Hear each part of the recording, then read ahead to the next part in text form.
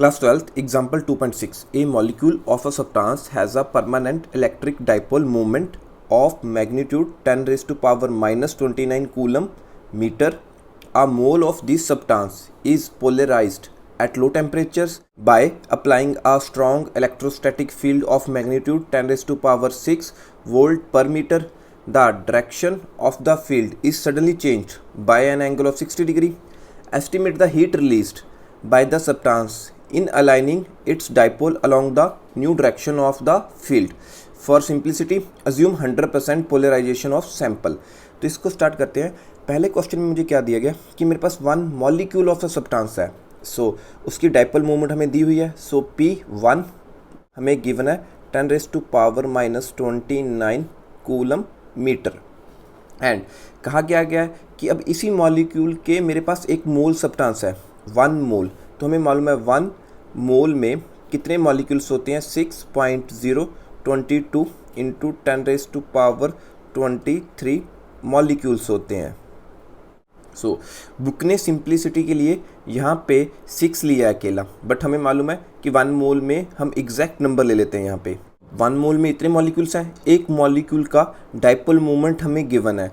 तो हमें dipole movement of a mole substance, जितने भी मॉलिक्यूल्स एक मोल में प्रेजेंट है उसका डाइपोल मूवमेंट किसके इक्वल होगा, जितने नंबर ऑफ मॉलिक्यूल्स हैं like 6.022 into 10 raise to power 23 into dipole movement of a single mole जो हमें गिवन है 10 रेज़ टू पावर माइनस 29। तो इसे हम फर्दर सिंप्लीफाई करें तो ये मेरे पास आ जाएगा dipole movement of whole mole is equal to 6.022 into, अब देखिए यहाँ बेस सेम है तो पावर्स ऐड हो जाएंगी, तो मेरे पास क्या बचेगा 10 रेज़ टू पावर माइनस 6, तो यूनिट्स कूलम मीटर, क्योंकि ये डाइपोल मोमेंट ऑफ होल मोल अब हमारे पास आ गया। ठीक है, तो उसने कहा कि जो मेरा पूरा का पूरा मोल है, ठीक है, उसे मैंने स्ट्रॉन्ग इलेक्ट्रोस्टैटिक फील्ड में रख दिया जिसका मैग्नीट्यूड कितना है 10 रेज़ टू पावर 6।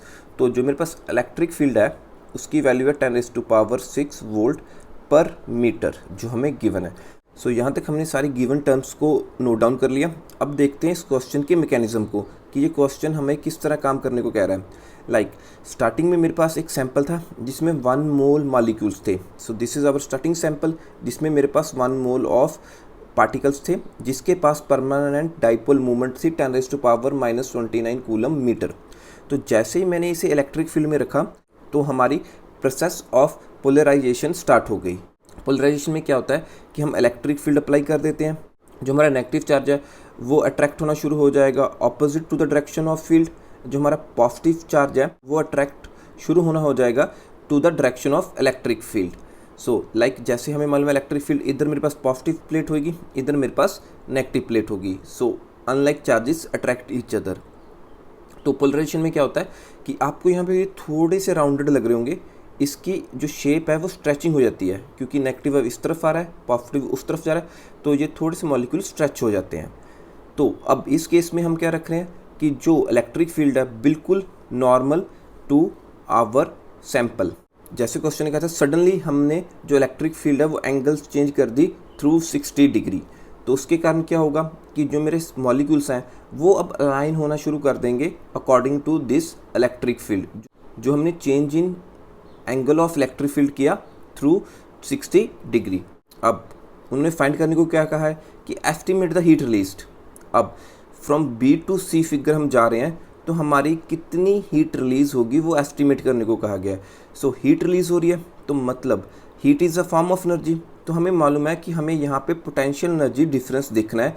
मेरे बी ऑप्शन में मेरे पास कितनी पोटेंशियल एनर्जी थी और सी ऑप्शन में कितनी पोटेंशियल एनर्जी थी, फिर हम इन दोनों का डिफरेंस फाइंड करेंगे, वो डिफरेंस हमें देगा अमाउंट ऑफ हीट रिलीज्ड। अब हमें पता चल गया है कि हमें पोटेंशियल एनर्जी फाइंड करनी है। पोटेंशियल एनर्जी का formula U is equal to negative PE cos theta. ये मेरे पास इक्वेशन है बुक में 2.32 इक्वेशन, उससे हम यूज़ कर रहे हैं। अब P हमें मालूम है होल मोल के लिए चाहिए, U comes out to be 6.022, तो नेगेटिव साइन था, नेगेटिव साइन साथ रख लेंगे, into 10 raise to power 6। E की वैल्यू मेरे पास कितनी थी 10 raise to power positive 6 and cos theta. अब बी फिगर में मेरे पास कॉस कितना है 0 डिग्री, सो कॉस 0 डिग्री मुझे मालूम है कॉस 0 डिग्री 1 होता है एंड 10⁻⁻6 10⁻6 हमें मालूम है जब बेस सेम हो तो पावर्स ऐड हो जाती हैं। तो मेरे पास u कितना बच रहा है नेगेटिव 6.022 इंटू 10⁻0 इंटू 1 क्योंकि कॉस थीटा 1 होता है। अब देखिए 10⁻0 है, चाहे कोई भी टर्म हो, चाहे 500 हो 225 हो, जिसकी पावर 0 हो उसकी वैल्यू 1 नहीं होती है। सो मैं कह सकता हूँ कि माई पोटेंशियल एनर्जी कितनी आ जाएगी -6.022 जॉल, क्योंकि इसकी वैल्यू भी 1 बन गई, 1 इंटू 1 तो ये इतना ही बचेगा 0.600 जॉल। तो ये कब थी एनर्जी मेरी? सो ये तब थी जब मेरे पास हम कह सकते हैं कि यहाँ पे थीटा 0 था, बिल्कुल नॉर्मल टू द सरफेस। सो इसे हम नाम दे लेते हैं यू इनिशियल यू आई का। So U I when theta is equal to 0 degree. अब फिगर सी को देखते हैं। अब फिगर सी मतलब फाइनल पोटेंशियल एनर्जी से रिप्रेजेंट कर देते हैं यू एफ। तो सेम यही formula negative P 6.022 into 10⁻⁻6 same electric field का मैग्नीट्यूड तो सेम रह रहा है। सो 10⁻6 इंटू अब कॉस थीटा। तो इस फिगर में सी फिगर में मेरे पास कॉस कितना है कॉस 60 डिग्री। तो इसे फर्दर सिंप्लीफाई करते हैं तो कॉस 60 मेरे पास होता है 1/2। सो सेम इन दोनों को हम सॉल्व करेंगे तो ये भी 1 बन जाएगा। सो यहाँ पे क्या बचा 1/2। अब 1/2 से अगर इसको मैं डिवाइड करूँ तो मेरे पास u फाइनल कितना आ जाएगा नेगेटिव 3.011 जॉल व्हेन मेरे पास थीटा कितना था 60 डिग्री। सो अब मेरे पास पोटेंशियल एनर्जीज आ गई हैं, initial potential energy B figure में and final potential energy C figure के अकॉर्डिंग। तो अब हमें फाइंड क्या करना था हीट रिलीज्ड मतलब change in potential energy. Delta U is equal to अब क्या आ जाएगा यू फाइनल जो हमारे पास फाइनल पोटेंशियल एनर्जी आएगी minus U initial potential energy. So U final अभी हमने फाइंड की थी कि हमारे पास आ रही है नेगेटिव 3.011।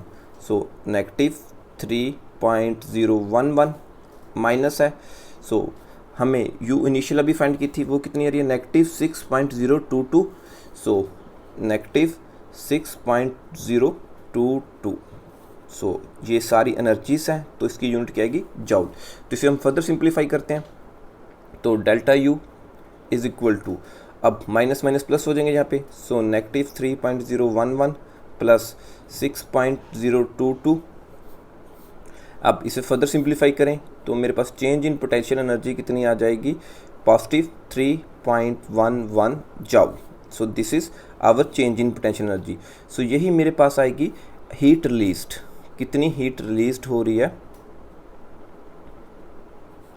ठीक है when theta changes to 60 degree. So 3.011 जॉल amount of heat released होगी। सो इस कॉन्सेप्ट को हम इस तरह भी समझ सकते हैं कि देखिए जब मेरे पास electric field normal to surface होगी तो इसमें हायर पोटेंशियल एनर्जी होगी। जैसे ही मैं थीटा को चेंज कर रहा हूँ ठीक है तो मेरी पोटेंशियल एनर्जी कम हो रही है। तो हायर से पोटेंशियल एनर्जी कम क्यों होगी ठीक है जब वो कुछ एनर्जी लॉस कर देगा तो वो एनर्जी किस फॉर्म में लॉस करेगा in the form of heat, वो एनर्जी को लॉस कर देगा। सो दैट्स वाई हम यहाँ पे कह रहे हैं कि हीट रिलीज्ड।